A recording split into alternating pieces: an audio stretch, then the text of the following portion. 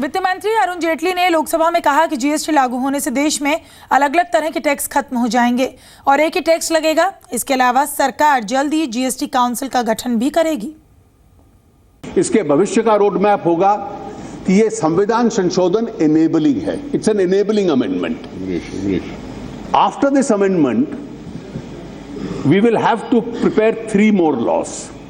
Those laws will be prepared by the empowered, once the constitutional amendment is notified after ratification of the states, the drafts will have to be prepared by the GST Council. And then 2 of those laws will have to come before Parliament, the law relating to the central GST and the interstate GST. One law will then go, the state GST law will be passed by various state assemblies. Simultaneously, the Council will also set upon the task of various functional modalities. States and center both giving up their jurisdictions and sovereignty, the answer to which is that in this country to have one nation and one tax, they are pooling in their sovereignty together and creating a new mechanism which will take all these decisions in that forum of pooled sovereignty itself. So this is a major reform which in the long run will go to the interest of this country. Zee Business के market excellence awards के दौरान ऊर्जा और कोयला मंत्री पीयूष गोयल ने कहा कि राज्य सरकारें संविधान संशोधन बिल को जल्द से जल्द पास करें। इसके लिए केंद्र सरकार राज्यों से बात करेगी।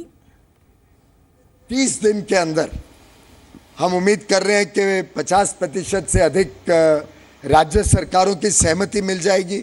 मैं आज ही जो सेक्रेटरी इस काम को देख रहे हैं दिल्ली में, उनसे सुबह बात कर रहा था। We are quite confident in 30 days we will have cross that Rubicon. Also, the empowered group of ministers, the GST Council, will be formed very soon.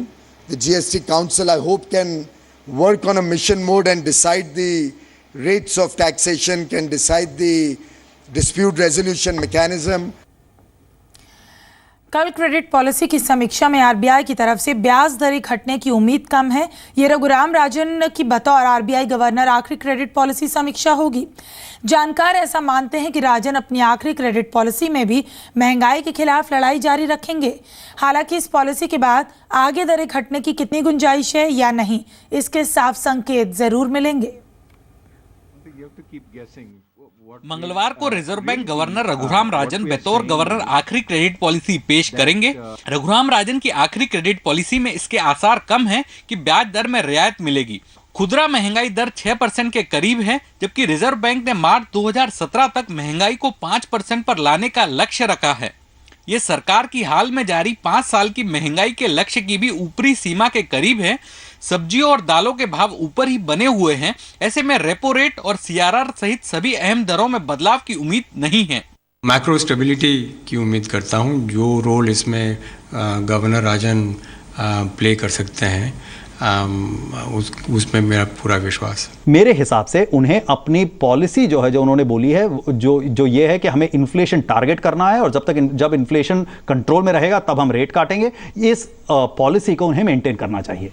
कई और पहलू भी हैं जो आरबीआई की मॉनेटरी पॉलिसी के लिए गाइड साबित होंगे। जैसे 7वें वेतन आयोग की सिफारिशें लागू हो गई है, जिससे खपत के साथ महंगाई बढ़ सकती है। बैंक ऑफ इंग्लैंड के ब्याज दरें घटाने से दुनिया भर में नकदी बढ़ने का असर भारतीय बाजार पर भी संभव है।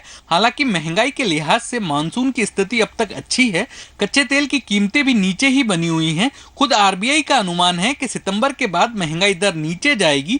मुमकिन है कि फिर दिसंबर की पॉलिसी में दरें घटे। मुझे तो ऐसा लगता है कि there could be a 0.25% cut in rates.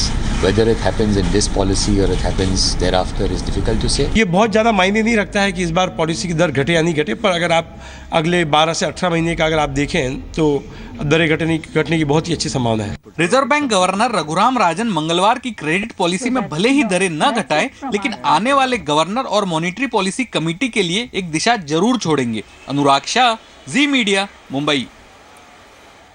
RBI के पूर्व गवर्नर विमल जालान का मानना है कि आरबीआई के पास ब्याज दरों में 0.25% कटौती करने की गुंजाइश है। वहीं एचसीसी के चेयरमैन अजीत गुलाबचंद का कहना है कि ग्रोथ और निवेश बढ़ाने के लिए ब्याज दरें घटाना जरूरी है।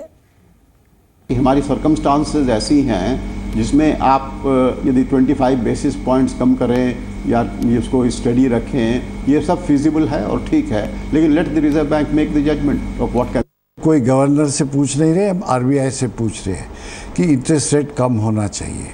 इसके कारण डबल है। एक, इंटरेस्ट रेट ज़्यादा होने की वजह काफ़ी कंपनियों को दिक्कत आ गई है, और जो एनपीएस बढ़ रहे हैं ये हाई इंटरेस्ट रेट की वजह से भी हो रहा है। दूसरा है कि हाई इंटरेस्ट रेट जब रखोगे तो internal rate of return of project करीबन 20% लगता है। ये जब तक 9 से 11 तक नहीं आएगा और इस इंटरेस्ट रेट पे वो नहीं हो सकता, इन्वेस्टमेंट जोरों से नहीं हो पाए।